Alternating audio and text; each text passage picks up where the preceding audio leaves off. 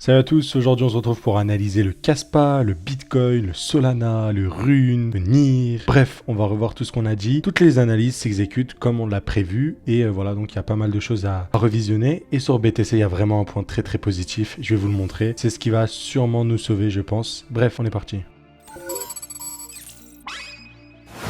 On commence par notre ami BTC. Je pense que vous vous rappelez tous de l'analyse qu'on a fait sur ces niveaux-là, tout simplement. Donc l'analyse était telle que on a réussi à attraper la distribution qu'on a eue en low time frame. Ok, je vous rappelle, on a eu 7 distributions ici. On est rentré de la sorte environ ici.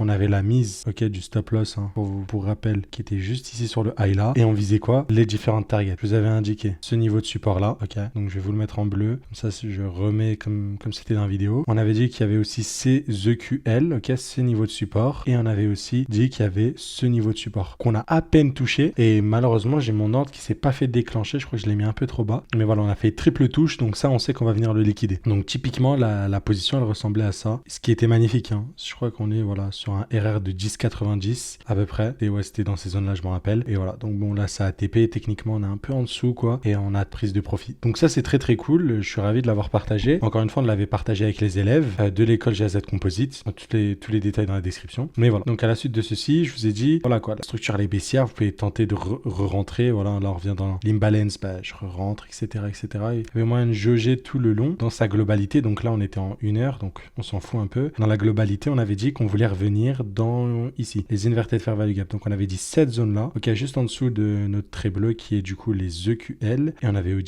aussi dit cette zone là, ok. Donc on attend aussi que ça revienne ici. Donc c'est ces deux zones là qu'on a soulignées et il est fort probable qu'on revienne ici. Deuxième chose que j'aime beaucoup, c'est que ici, on n'a pas eu genre le pic au-dessus de tout ça. Et en fait, on est en train de confirmer la résistance. Donc, si on confirme la résistance, vous pouvez être sûr que on va revenir dessus. Là, pour l'instant, ça ressemble à un canal. Si je le fais de manière un peu précise, vous pouvez appeler ça un bull flag ou je ne sais quoi. Mais voilà, ça ressemble à un truc comme ça pour l'instant. En gros, ça ressemble à un truc comme ça. Toujours pas casser en fait le truc du haut. C'est ça que vous devez comprendre. C'est que à chaque fois, une touche, deux touches, trois touches, quatre touches. Je sais que ça, quand on va revenir, boum, on va l'éclater. Par contre, maintenant, ce qui pose question, c'est est-ce que on va réussir à l'éclater juste en revenant ici et en repartant. Ok. Pour l'instant, sur quoi je penche. On va devoir attendre les confirmations dans les prochains jours. Abonnez-vous, on aura le temps de revenir dessus. Mais sinon, j'ai envie de vous dire direction le support, voire même on peut casser ce support-là. Ok. Si on voit que ça réaccumule pas ici, qu'on n'a pas des cassures, genre on peut avoir un bounce, un petit truc comme ça, pour ensuite continuer plus bas, quoi, et ainsi de suite. Et revenir dans des zones plus basses. On rappelle que les zones qui devront retenir le prix, c'est ça. Donc il y a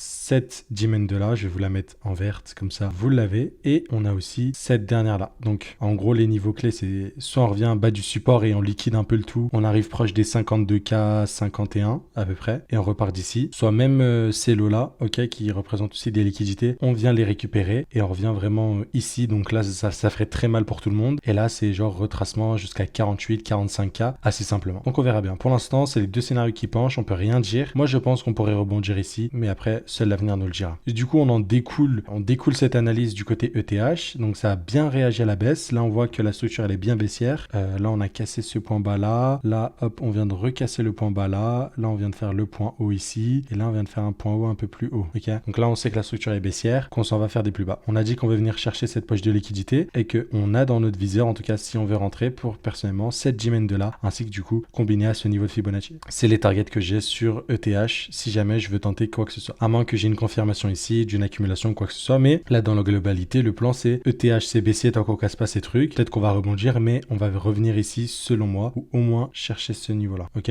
comme ça c'est clair sur ETH. Côté Solana, dans la vidéo très récemment aussi on en a parlé de cette distribution, on avait parlé aussi de celle-là, ok, on avait parlé, donc je vais vous mettre en LTF. J'ai pas eu d'entrée dessus, dans tous les cas après je m'étais déjà débarrassé de mes Solana, je m'étais débarrassé, je sais plus exactement où, il faudrait que je retrouve, je pense qu'on était autour des 180, 170. Bref, c'était dans cette zone-là, quoi.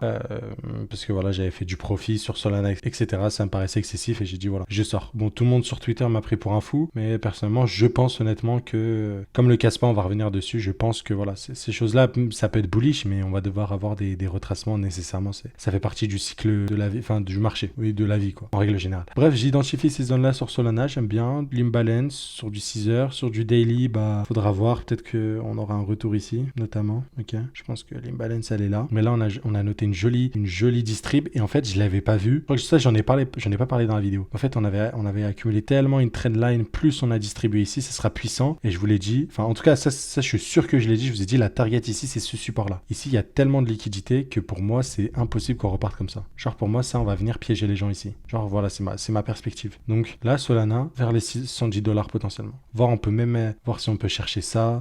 Pour l'instant, bien sûr. Là, je vous dis que c'est une distribution. Il faut ajuster le risque, tout ce qui s'ensuit. Mais voilà, c'est ma perspective.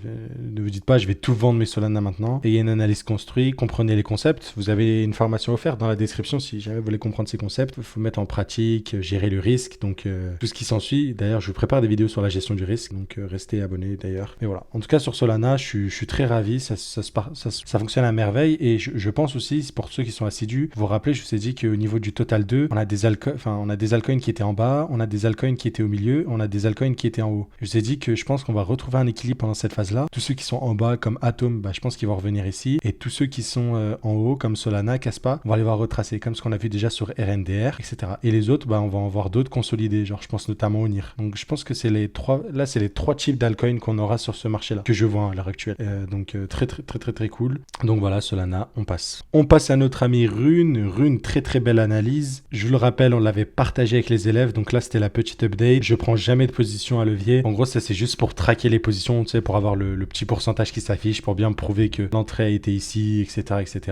Comme si c'était en spot. Et voilà, là, je vous rappelle l'analyse partagée aux élèves et partagée aussi sur la chaîne YouTube Illico Presto. Je crois que j'ai tourné la vidéo à 20h. Le lendemain, à 6h30, vous aviez eu mon analyse. Je vous ai dit distribue dans le bloc. Je pense qu'on va aller plus bas, qu'on va aller chercher ces niveaux-là. Donc oui, pour l'instant, on est en cours d'exécution. Risque d'avoir, on va rencontrer de la résistance, enfin plutôt un support dans cette zone-là. Je pense que ici ça va rebondir. C'est déjà le cas. On va peut-être revenir retracer, mais ensuite, je pense qu'on va réattaquer les plus bas. Ok. Soit on a le scénario à la Arweave où ça c'était une jolie accumulation. On a liquidé tout ça. COS, retracement et on repart. Donc on va suivre de très près. Pour l'instant, j'ai quand même pris des profits, tout simplement. Donc il y avait déjà la tiers. Au moins là, la position est sans risque parce que le stop loss est ici, quoi. Mais encore une fois, ravi d'avoir pu partager une bonne analyse, mais surtout de vous avoir montré, parce que bon, on s'en fout d'avoir raison, mais surtout de vous avoir montré le concept de distribution qui est très fort et que vous pouvez appliquer au quotidien. Ne vous dites pas c'est un breakout, je sais pas quoi, c'est trop bullish, ça peut pas chuter. On l'a vu avec Solana, on l'a vu avec Injective, ça me prenait pour un fou. Et là avec le Kaspa, peut-être qu'avec le Kaspa je me trompe, ok, peut-être que sur 10 fois, cette fois-là sur Kaspa ça passera pas. Mais vraiment, je suis assez confiant et vraiment c'est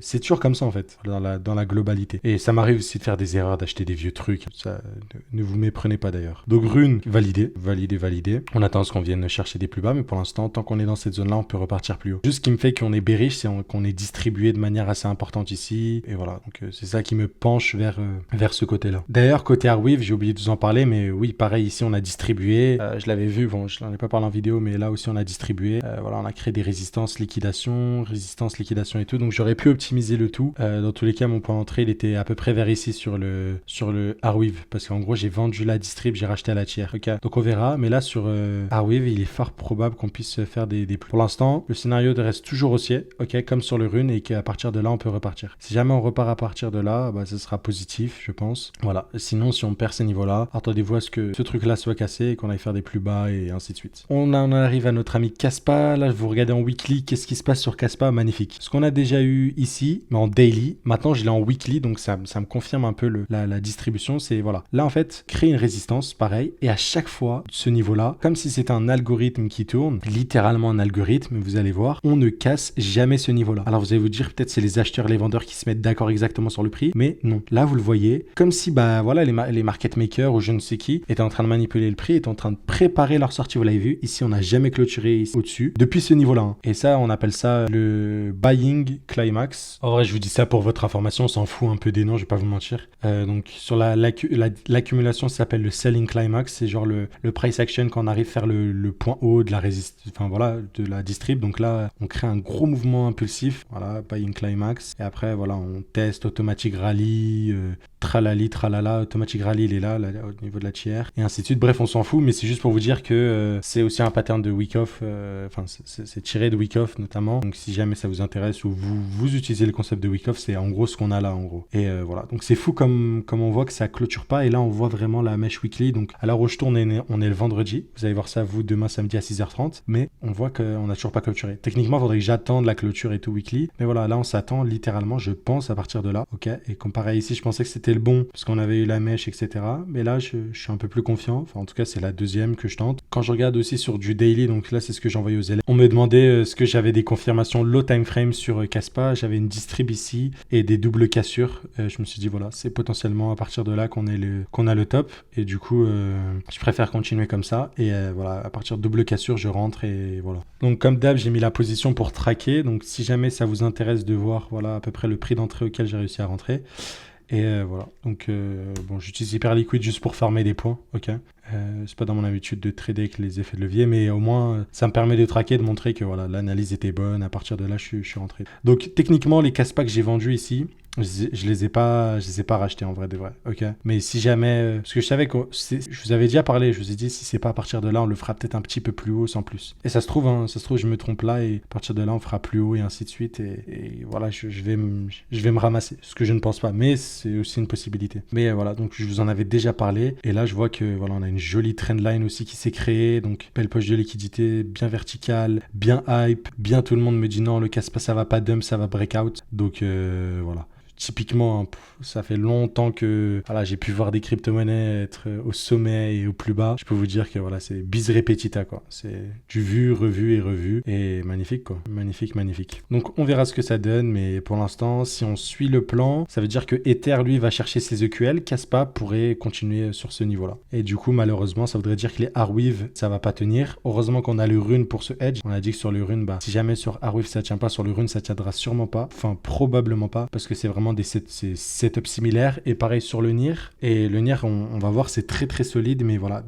je vous ai dit, dès qu'on a la clôture en dessous de ce niveau-là, c'est bearish. Et je suis presque sûr qu'on pourra racheter plus bas que ces niveaux-là. Et puis c'est très cool en vrai. De vrai, ça me va. Ça me va honnêtement. On a aussi l'analyse sur le SEI qui se déroule à merveille. On a liquidé tout. Donc voilà, c'est un des élèves qui nous avait partagé l'analyse. Je vous avais montré. J'étais totalement en adéquation avec ce qu'il disait. Et ça se produit à merveille. Donc très très cool. On a des valeurs aussi comme RNDR qui continuent à chuter. Mais on arrive dans des blocs intéressants. Donc sur du long terme, faut voir où est-ce qu'on est, mais ça commence à arriver sur des zones intéressantes. Donc par contre, il va falloir qu'à partir d'ici, on établisse un peu un range, genre une accumulation, et que voilà, si on commence à vraiment s'approcher trop dangereusement, un peu comme le Tao, dites-vous qu'on va venir casser ces trucs-là, quoi. On va venir aller plus bas, tout simplement. Par contre, si on voit qu'il y a une décélération, donc on ralentit ici, ce sera signe positif, et là, on aura des trucs. Mais pour l'instant, RNDR, même avec un bâton, tu le touches pas, ce truc-là. Ok, donc depuis le point haut d'ailleurs, hein, personne pensait que RNDR allait faire une chute monumentale, et pour le coup, voilà. Et c'est un setup aussi sur RNDR dont je voulais vous parler, c'est ce fameux double top. Donc on a les distributions et on a aussi en fait les distributions comme ça. En fait, ici on a une distribution, mais surtout en fait, en gros c'est plus un voilà comme ça. Et en fait ici c'était le top et en mode tu peux continuer à surfer à partir de là, comme ce qu'on a sur RNDR. Vous allez voir qu'il y a beaucoup de top de marché. Je pense qu'au dernier bull market c'est pareil, c'est on fait un premier high, on fait un deuxième et on dump. Pareil, un dead cat bounce. Je pense que vous connaissez, c'est du classique. Donc voilà, à ce niveau-là, je vous invite à suivre sur le RNDR. Pour l'instant, ce que je vois, c'est pas ultra positif. Donc à suivre de très près. Donc on va s'attaquer au niveau de Tao, position qui se passe à merveille. Encore une fois, là c'est pour farmer des airdrops que j'utilise Drift. J'ai juste vendu mes Tao que j'avais sur des sex pour les racheter plus bas. Et je sais que je vous avais déjà parlé le fait qu'on ait laissé des EQL. Pour moi, voilà. Ma manière de trader, c'est les SMC. Quand je vois des EQL, ça me dérange. J'aime pas les supports comme ça. Je sais qu'on va la plupart du temps les liquide et j'ai pas envie d'acheter comme tout le monde sur les supports. Je suis obligé d'attendre qu'on les liquide, qu'on fasse mal aux gens pour acheter ce genre de truc là, ok? Donc c'est une analyse qu'en plus un de nos élèves avait fait. C'était intéressant. Je pense qu'on en avait même parlé bien plus avant. Et voilà, j'avais aussi pareil la même analyse. Et en fait, j'expliquais que je laissais tourner. En fait, techniquement, j'aurais pu prendre les profits ici. Ça aurait été une position très très cool. Ce que j'ai tenté ici. J'ai même dit que je la laissais. Je peux vous trouver le message, mais bon, on s'en fout. C'est le but de montrer ce qu'il y a dans le Discord. C'est pour vous donner envie de rejoindre l'école, bien sûr. Vous montrer que vous pouvez apprendre pas mal de choses. Il y a pas mal de ressources qui sont partagées. Mais deux, c'est aussi pour entre guillemets en guise de track record, tu vois. C'est-à-dire que je l'ai dit, je l'ai prouvé. Parce qu'en vrai de vrai, je pourrais venir demain vous dire voilà. Voici le trade que j'ai pris sur Tao Bit Tensor et jamais, tu sais, quand l'instant T, j'aurais pu prendre le trade, bah j'ai, tu vois, aucune preuve entre guillemets. Sur Drift, en plus, je l'ai pris un peu en retard, hein, d'ailleurs, pour vous donner un ordre d'idée, mais comme je suis confiant qu'on va revenir chercher ces niveaux-là, ça me dérangeait pas de rentrer un peu plus tard. Je crois que je suis rentré à 326, 330, un truc du... Bref, ça fait toujours une position excellente, hein. Donc voilà, j'attends toujours ça sur Tao et on verra. Je pense qu'on aura des réactions du prix comme d'hab. Si vous connaissez pas les Smart Money Concept, allez vous former. On a les vidéos gratuites et après, si tu veux pousser, aller plus plus loin, avoir les accompagnements, les appels, les classes Zoom qu'on fait tous les week-ends. Donc, tu as 4 séances Zoom par mois. Bon, là, on a réduit un peu parce que c'est les vacances, mais de septembre à juillet, on était à 4 Zooms par mois. Et voilà, donc on traite au quotidien, on partage des analyses, etc. Donc, regardez les vidéos gratuites déjà, et vous allez comprendre qu'ici, on aura une réaction du prix fort probable, et ensuite faire un truc comme ça. Donc, c'est ce dont à quoi je m'attends potentiellement sur Tao, à suivre de très près. Côté Link, mon analyse est faussée, du coup, je pensais qu'on était sur une accumulation, et au final, je pense que on va venir chercher ces niveaux-là. Donc, j'ai pris le risque de me désexposer, un petit peu ici, pour être sûr de pouvoir acheter plus là. Je vous ai dit que j'avais 2 cartouches là et là. Là, ce que j'ai fait, c'est que ma cartouche que j'ai mis ici, je suis rentré dans l'Inverted Fair Value Gap à $13, ok. Ce que j'ai eu ici, ce que j'ai fait au final, c'est que j'ai réduit un peu, j'étais légèrement en perte, mais pas grand chose. J'ai réduit pour que ici, j'ai une plus grosse poche et pour pouvoir acheter plus de Link, ok. Donc voilà, à suivre de très près encore une fois, mais voilà, sentiment général, quand je vois que ETH, BTC, ils ont encore du mou à la baisse, je me dis, faut pas trop s'exciter. Par contre, dès qu'on va voir BTC dans les Inverted Fair Value Gap que j'ai montré au début, faudra faire ultra attention. Je pense aussi, on pourra parler de Matic peut-être dans d'autres éditions, mais je pense que Matic, on va bientôt toucher le bottom, on va pouvoir avoir des Matic très peu chers, je pense. Ça sera ultra intéressant, je vais pas vous mentir. Atom, on est vraiment sur le max pain, je pense qu'on va chercher ce niveau-là, donc le Spring sera encore un petit peu plus bas. Je pense qu'on va pouvoir avoir peut-être un point d'entrée de malade mental. Si, comme je vous l'ai dit, si c'est pas maintenant, ce sera jamais sur Atom. De toute façon, il y a une vidéo où je vous présente l'accumulation de Wyckoff autour de Atom qui devrait sortir dans les prochaines journées, tout simplement. Bref, on va s'arrêter là pour aujourd'hui. On a quand même vu pas mal de paires. Je sais qu'il y en a qui veulent qu'on parle du BGB, qu'on parle de XY, voilà. Vous inquiétez pas, je vous note et dès que j'ai des analyses intéressantes, je le fais. Si je le fais pas, c'est que j'ai plein d'autres trucs plus intéressants à vous montrer, donc vous inquiétez pas. Sur ce, je vous souhaite tous une agréable soirée. Je vous dis à très vite et puis à demain 6h30 les amis comme d'habitude. Ciao ciao.